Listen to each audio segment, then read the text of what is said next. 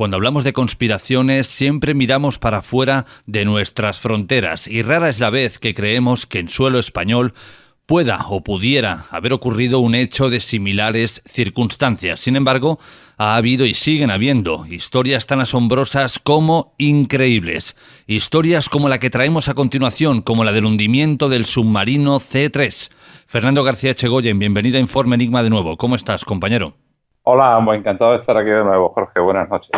Eres de sobra conocido, Fernando, entre nuestros oyentes por defender las versiones oficiales, pero hoy, de alguna forma, te sales de la línea normal porque sí que nos traes una auténtica conspiración, la del hundimiento del submarino C3. Sí, hay una conspiración histórica que está más que probada y demostrada y efectivamente es una historia muy curiosa y lo que subyace en ella es una enorme conspiración. Además, como siempre digo cuando hablo del C3, es una conspiración por parte de todas las potencias intervinientes, ¿no? De un bando y otro, como vamos a ver ahora. Fernando, pero para situar a toda nuestra audiencia, ¿cómo era este submarino? ¿Cómo era ese C3? El C3 era un submarino español de la clase C. España tenía una pequeña flota de submarinos que para aquella época estaba muy bien. La Armada Española en aquella época era una armada puntera. Y tenía una pequeña flota de submarinos. Los más modernos de ellos eran el tipo C, estaba el tipo A, el tipo B y el tipo C. Y los más modernos eran 6 submarinos del tipo C. El C3 era uno de estos submarinos. Hay que decir que toda la flotilla de submarinos había quedado en poder de la República cuando estalló la Guerra Civil, ¿verdad? Y el C3 era uno de estos submarinos y es el que protagoniza un incidente internacional que es el que vamos a relatar aquí esta noche, que como tú bien has dicho constituye una verdadera conspiración. Hablando de submarinos, evidentemente traemos a la palestra, traemos estas imágenes actuales de estas moles robustas, ¿no? Pero este C3 se parecía en algo a los submarinos actuales. Nada.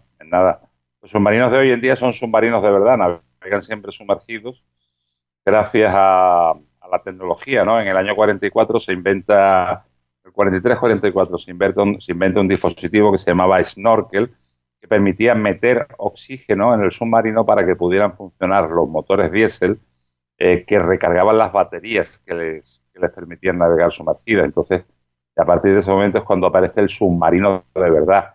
El primer submarino de verdad es el submarino alemán, el tipo 21, submarino de los nazis.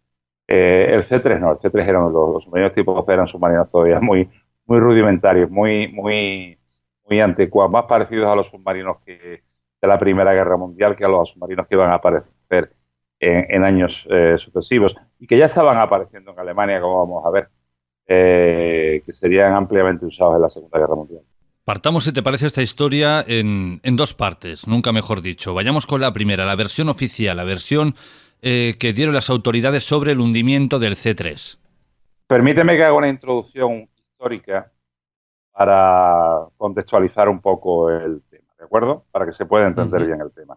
Cuando se produce el 18 de julio, el alzamiento militar, la Marina queda dividida, al igual que el resto de las fuerzas, en una parte de la República y otra parte en los sublevados. Queda afín a los sublevados. Lo que pasa es que la mayor parte de la Marina queda en poder de la República. Sucede que en los primeros días, en los primeros meses del alzamiento militar, en los primeros meses de la Guerra Civil, muchos oficiales de la Armada que eran afines a las ideas de los sublevados son pasados por las armas por las tripulaciones de los barcos. ¿Cuál es la consecuencia de este hecho luctuoso, ¿no? Además fueron unos sucesos trágicos y luctuosos, terribles. Pues lo que sucede es que la Marina Republicana se queda sin oficiales. Quedan muy poquitos oficiales y eso se nota especialmente en los submarinos. Los submarinos son unos barcos muy complicados de gobernar y deben ser mandados por oficiales profesionales submarinistas. Lo que le sucede a la Armada Republicana es que se queda sin oficiales y eso baja mucho su eficacia. La República necesitaba tener el Mediterráneo, las rutas del Mediterráneo abiertas para recibir la ayuda sobre todo de la Unión Soviética, a través del que llegaba desde el Mar Negro. Y utilizaba su armada, su marina de guerra, especialmente para patrullar el estrecho de Gibraltar, para impedir que los cruceros nacionales entraran en el estrecho de Gibraltar y para dar escolta a sus convoyes. El 29 de septiembre de 1936, digamos, esa supremacía de la República en el Mediterráneo deja de existir porque el crucero Canarias y el crucero Almirante Cervera entran al Mediterráneo y hunden un destructor republicano, el Almirante Ferrandis, lo hunden al sur de Mijas, en Málaga, al sur de la cala de Mijas. Además lo hunden, demuestran su poderío hundiéndolo a muchísimos kilómetros, lo cañonean a muchísimos kilómetros de distancia. Entonces la República dispone en distintas zonas a varios submarinos para intentar proteger de alguna manera los puertos del ataque del Canarias y del Cervera. Y en Málaga, a Málaga es enviado el C3, en unas condiciones un tanto precarias. El C3 tenía una avería en un motor, iba comandado por un simple alférez de navío y llevaba pues, como segundo oficial al mando un capitán de la Marina Mercante que era el oficial de navegación. El C3 estaba patrullando fuera de Málaga, recorriendo la costa en viajes de ida y vuelta, cuando el 12 de diciembre de 1936, apenas 2 meses después de que hundan al almirante Ferrandi, se produce una explosión en el submarino, en la zona de proa, justo a proa de la torreta del submarino, que lo parte en dos, se hunde rápidamente, se hunde en un minuto. De las 5 personas que iban en cubierta en ese momento, sobreviven 3, el capitán de la Marina Mercante, se llama García Viñas, y dos marineros que son recogidos por un pesquero. El resto de la tripulación fallece, 37 hombres que se fueron al fondo del mar con el submarino C3. En principio no se sabía lo que había ocurrido. Las declaraciones de los supervivientes hablan de una explosión a proa por delante de la torreta y que el submarino se hundió rápidamente. Pero fíjate qué cosa más curiosa, ya al día siguiente del hundimiento la prensa republicana publica que un submarino de una potencia extranjera había hundido al C3 en Málaga. Es curioso porque aciertan al pleno, ¿no? Lo que sucede es que pocos días después se empieza a hablar de un choque con una mina, se empieza a hablar de una explosión interna. Las fuerzas navales de la República envían a Málaga al jefe de la flota submarina, que era el capitán de corbeta don Remigio Verdía, que hace un informe y en fin, tampoco concreta mucho que haya podido ser un torpedo. Se achaca a una explosión de baterías, en fin, se dan una serie de causas un tanto absurdas, porque una explosión de ese tamaño que parta en dos un submarino tiene que ser el impacto de un torpedo. Esa es básicamente la historia del hundimiento. Ahora viene la segunda parte, que es la conspiración del... Has hablado de un nombre importantísimo y que nosotros, aquellos que vivimos en la Costa Brava, lo conocimos muy bien, el crucero Canarias. Nos dio muchísima guerra, aquel barco del bando nacional. Pero Fernando, dejando esto a un lado, ¿cuál es la versión, digamos, conspiranoica en torno al C3? Tras del hundimiento del C3 lo que se esconde es una operación secreta de los nazis en España. Vamos a describirla. Como tú sabes, los alemanes estaban interviniendo en la guerra de España con la Legión Cóndor y aportando aviones, aportando armas, aportando vehículos militares al ejército de Franco, al ejército sublevado. Sin embargo, todavía no habían intervenido abiertamente en la guerra en el mar, probablemente porque querían mantener oculto el poder que tenían, el poder submarino, el poder de su arma submarina. Los alemanes sabían que nunca iban a poder competir con otras potencias en la guerra de superficie, pero por lo que estaban construyendo una enorme flota de submarinos, al igual que hicieron en la Primera Guerra Mundial. Entonces los almirantes Dönitz, que era el jefe de la flota submarina alemana, y el almirante Canaris, que era el jefe del servicio de inteligencia alemana, quisieron hacer un experimento en España con los submarinos, probar la eficacia de su flota submarina. Y para ello enviaron a España dos submarinos, el U-33 y el U-34. Los enviaron en una misión ultra secreta, nadie los vio zarpar, les borraron todas las marcas que tenían el casco, todos los identificativos, y les pusieron unos nombres en clave, los nombres eran Poseidón y Tritón. Los dos submarinos llegaron a la zona de Cartagena y estuvieron allí unos días intentando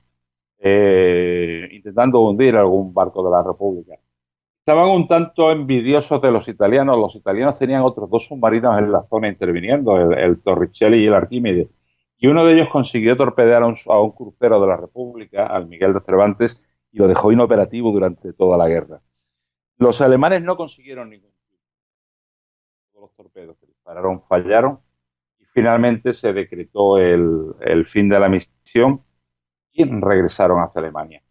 Cuando estaban regresando, el jefe de los espías alemanes en España, un almirante que se llamaba el almirante Boehm, informa al U-34, comandado por un oficial naval que se llamaba Harald Grosse, informa a este señor de que había un submarino de la clase C patrullando en Málaga. El U-34, cuando llega a la zona de Málaga, identifica efectivamente a un submarino de la clase C y lo torpedea, decide torpedear. Lo que ocurrió fue muy simple, Jorge. El U-34 disparó un torpedo y acertó de lleno al C-3, que como hemos visto se hundió a muchísima velocidad, pereciendo 37 de sus tripulantes, que aún permanecen, por cierto, en el fondo del mar dentro de los restos del submarino aquí en Málaga. El U-34 regresó a Alemania en medio de un secreto total y absoluto. Yo creo que ni siquiera comunicaron que habían sido ellos a las autoridades españolas, a Franco. Hitler no se fiaba mucho de Franco. Y quedó todo envuelto en un misterio. Los nacionales rápidamente se adjudicaron el hundimiento del C-3.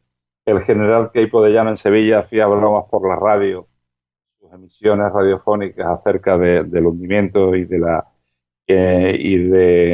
situación del C-3, y la República tampoco quiso reconocer que le habían hundido el C-3, aunque ya te digo que en medios de prensa en principio se achacó que el C-3 había sido hundido por un submarino de una potencia extranjera, y desde luego acertaron.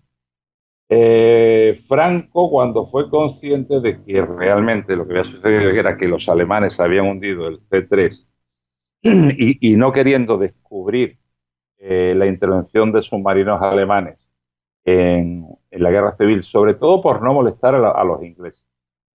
Ni los alemanes querían enemistarse con los ingleses porque todavía no estaban listos para ello, ni a Franco le interesaba enemistarse tampoco con los ingleses porque en fin, el régimen de Franco estaba empezando a ganar adeptos en el Reino Unido. Entonces, lo que hacen es una curiosa estratagema. Los dos submarinos italianos que te he dicho que estaban operando en España, el Torricelli y el Arquímedes, son comprados por Franco, y se les cambian los nombres por los de General Mola y General Sanjurjo. Pero en uno de estos submarinos se dibuja en la torreta el numeral C3, como si se tratara del submarino C3. Y empieza a navegar por ahí con las letras C3, con la letra C, el numeral C3, perdón, pintado en la torreta, en la vela. ¿Qué sucede? Que se crea un gran desconcierto. Por un lado, los familiares de los muertos en el C3 pues piensan que sus familiares están todavía vivos. En fin, es motivo de desconcierto, sobre todo porque este submarino italiano, que es el que estaba ahora bajo el control español, con el numeral C3, ataca a un transatlántico español, a la ciudad de Cádiz, volvía del Mar Negro hacia la península, lo ataca y lo torpedea. Y se deja ver a efecto de que los supervivientes difundan la historia de que el C-3 estaba todavía a flote. De forma que tenemos a los alemanes que estaban guardando el secreto, a Franco que le estaba guardando el secreto a los alemanes y que además pretendía hacer creer a todo el mundo que el C-3 estaba todavía a flote, y la República que ni desmentía ni afirmaba absolutamente nada, y los familiares de las víctimas del C-3 vivían, como te puedes imaginar, en un absoluto desconcierto que se prolongó hasta muchos años pasada la guerra civil. Se llegó incluso a simular una misión para reflotar el C-3, que algunos picaron y creyeron que efectivamente se había reflotado. Pero el tema quedó siempre envuelto en un gran misterio.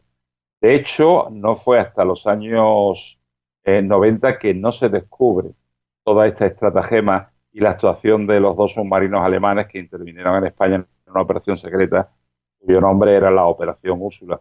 Fue gracias al trabajo de un investigador norteamericano, un catedrático norteamericano que era un gran experto en la guerra civil en el mar, la guerra civil española en el mar, quien descubre toda esta misión, toda esta operación secreta en los archivos alemanes. Ni siquiera los veteranos del arma submarina alemana de la Segunda Guerra Mundial tenían idea de la Operación Úrsula y de la intervención de estos dos submarinos alemanes durante la Guerra Civil. Bautizada como la Operación Úrsula en honor a la hija del almirante Dönitz, aquel que firmó la rendición ante los aliados en abril de 1945, pero una persona con un gran carisma, una persona que sabía bien hacer su trabajo. Sin embargo, los españoles, en este caso el bando sublevado, demostró que no era muy inteligente, ya que, corrígeme, Fernando, si me equivoco, pero pintaron las siglas C-3 en aquel submarino de pega con un color diferente, es decir, que de alguna forma cantaba a lo lejos. Claro, la Armada Española, los numerales son blancos, con blancos y negros, o sea, el exterior es negro y el interior del número de la letra es blanco. Y pintaron el C-3 en color rojo en la torreta del submarino. Por eso los que lo vieron cuando se dijeron que era un submarino que llevaba las letras C3 en rojo, pues dijeron, ese no es el C3. Además, el perfil de los submarinos italianos y el perfil del C3 era completamente distinto. Los submarinos italianos eran submarinos mucho más modernos y tenían un perfil distinto al de los submarinos del tipo C. Pero si te fijas, todas las potencias que intervinieron ahí, Alemania, Italia, los republicanos y los nacionales, o los sublevados, todos de una forma u otra contribuyeron a esta conspiración, a esta misión secreta alemana y a esta misión de despiste. Pero, querido Fernando, ¿cómo llega esta conspiración a tomar forma? Porque a día de hoy sabemos que hubieron testimonios del hundimiento del C-3 original. Es decir, quedan, pues no sé qué decir, nietos o tataranietos de aquellas personas que vieron aquel hundimiento. Date cuenta que Málaga era una ciudad republicana. Quien vio hundirse al C-3 eran marineros muy humildes de la barriada del Palo. El Palo es la barriada marinera malagueña por excelencia, ¿no? Entonces eran gente muy humilde que sí, que vieron hundirse al submarino, vieron la explosión y demás, pero después vieron la dictadura de Franco y el silencio, ¿comprendes? Entonces no se habló del tema. La cuestión es que en el sitio donde está hundido el C3 fluye continuamente gasoil. Aún hoy en día sigue fluyendo gasoil de los tanques de gasoil del submarino. Y un abogado de Málaga, Antonio Checa, solía pescar allí sobre los restos del C3, se preguntó que de dónde venía ese gasoil. Comenzó ahí una aventura de investigación. Vino un buque de la Armada y se descubrieron que eran los restos de un submarino español, que eran los restos efectivamente del submarino C3. Ahí salió la historia a la luz pública. Fíjate, la historia sale a la luz pública también cuando Willard Frank, cuando este señor, este catedrático norteamericano, publica sus conclusiones sobre la Operación Úrsula, sobre lo que él había descubierto, ¿no? de la misión alemana. Fue como si se cerrara un ciclo, como si la historia quedara ya resuelta. Pero es que todo el mundo estábamos convencidos de que el C3 había sido reflotado, incluso yo. Llevo toda mi vida dedicado a estos menesteres de los naufragios. En una carta náutica que publiqué con los naufragios de Málaga puse que el C3 había sido reflotado, ¿no? Porque era lo que Franco quiso que se creyera de hecho pues estaba aquel submarino con el numeral C3 en la torreta. Nos engañaron a todos, fue una operación secreta cuyo secreto se mantuvo pues durante 50 años. Y yo aquí siento una inmensa curiosidad, Fernando, con aquel otro C3, con aquel C3 de mentirijilla que se inventó el bando sublevado. ¿Qué ocurrió? ¿Siguió navegando, lo hundieron, lo desguazaron? Bueno, ese C3 se desguazó. Ya te digo, eran dos submarinos italianos que estuvieron de servicio en la Armada Española bajo los nombres de General Sanjurjo y General Mola. Y yo creo que años después de la guerra se acabaron desguazando. Estuvieron en servicio bajo los nombres que se pusieron en España. Y si no recuerdo mal, se acabaron desguazando. Mientras que el verdadero submarino C3 estaba en el fondo del mar, ahí en la bahía de Málaga. Yo de accidentes náuticos entiendo lo justo o prácticamente nada, pero Fernando, ¿cómo es posible que 100 años después, o prácticamente un siglo después, siga saliendo combustible al exterior? Claro, sale muy poquito gasoil, va saliendo muy poco a poco. Siempre hay una manchita de gasoil en el mar sobre la posición del C3. ¿Sabes lo que más llama la atención? El olor que hay allí. Huele como una gasolinera, huele realmente a gasoil, ¿sabes? Y supongo que seguirá saliendo durante muchos años. Esto no es solamente del C3, hay otros muchos barcos hundidos que emanan gasoil en cantidades mucho más importantes. Te voy a poner un ejemplo. El acorazado Arizona, el que hundieron en el ataque a Pearl Harbor los japoneses, de ese barco fluye gasoil continuamente. Yo animo a cualquier amigo de los que nos está escuchando que meta en algún buscador de internet Arizona Pearl Harbor y vea las fotos aéreas. Se ve el acorazado cómo fluyen auténticos ríos de gasoil. En la costa también levantina, hace unos años se sacó el cargamento de crudo de un petrolero que había allí hundido de la guerra civil, porque también estaba fluyendo crudo a la superficie. Es decir, el hecho de que fluya gasoil, crudo y otros líquidos, otros productos de barcos hundidos a la superficie no es nada inusual. Desde los años 90 se sabe la posición exacta del hundimiento del Pecio del C3 y con la inmensa expectación que la gente tiene en torno a esta conspiración, Fernando, ¿nadie ha pensado en reflotarlo o sacarlo a la superficie? Yo siempre que me plantean esa pregunta respondo de la siguiente forma. ¿Para qué? ¿Para qué quieres reflotar el C3? En el C3 para empezar hay que entender que es una tumba. Es una tumba donde reposan los cuerpos de 37 españoles que murieron en un acto de guerra durante la Guerra Civil. Está partido en dos y probablemente estructuralmente muy debilitado por la explosión. Pero es que aparte un barco como el C3, después de tantos años bajo el mar, ha sufrido una serie de deformaciones estructurales que probablemente en el momento en que tú lo muevas se va a deshacer. Tú imagínate que se consiguiera sacar el C3 a la superficie.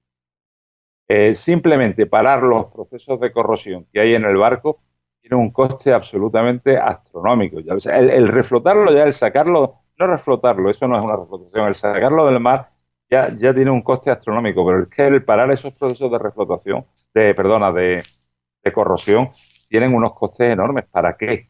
¿Para qué vas a sacar el C3? ¿Para que se pudra en cualquier dique seco, en cualquier varadero y no se pueda hacer nada con él? Yo creo que el sitio donde está el C3 es su lugar de descanso, el lugar de descanso de las personas que allí murieron y allí se debe quedar. Yo soy muy poco amigo de andar moviendo muertos en el caso de los barcos hundidos. Yo creo que no tendría. Hay personas que sí, que están convencidas de que hay que reflotarlo y tal, no entiendo muy bien para qué, pero yo pienso que hay que dejarlo descansar donde está hundido. Viendo esta conspiración es inevitable pensar qué otras historias, qué otras confrontaciones han sucedido bajo nuestros mares y nosotros ni siquiera nos hemos dado cuenta, ¿no? En cuánta ignorancia histórica estamos viviendo. Por supuesto que no, por supuesto que no. Pero no solamente los alemanes, muchas más potencias, muchas más potencias. Determinadas zonas por ejemplo, de las costas españolas, en el mar de Alborán, durante la Guerra Fría, eran lugar de aprovisionamiento de los submarinos rusos, de los submarinos soviéticos. En la Guerra Fría se desarrolló también en nuestras costas sin que lo supiéramos. Durante la Segunda Guerra Mundial nuestras costas se convirtieron en un campo de batalla. Nuestras costas están plagadas de barcos hundidos por los alemanes y de barcos alemanes hundidos por los aliados, ¿verdad? Eh, lo que pasa es que es lo que hemos hablado muchas veces. En España somos un país que hemos vivido muy de espaldas al mar, que los temas históricos marítimos no interesan o no interesaban y empiezan a llamarle la atención a la gente un poquito ahora. Hasta ahora pues son temas de los que no se ha hablado, temas que se desconocen y temas que están ahí para que los investiguemos y para que los demos a conocer a todo el mundo. Fernando García Echegoyen, como siempre, un verdadero placer que hayas estado con nosotros y un placer para nosotros haber aprendido de tus manos esta nueva historia, ¿no? El hundimiento del C3. Un fuerte abrazo y hasta la próxima. Encantado, un placer para mí, como siempre. Un abrazo, un abrazo, un abrazo.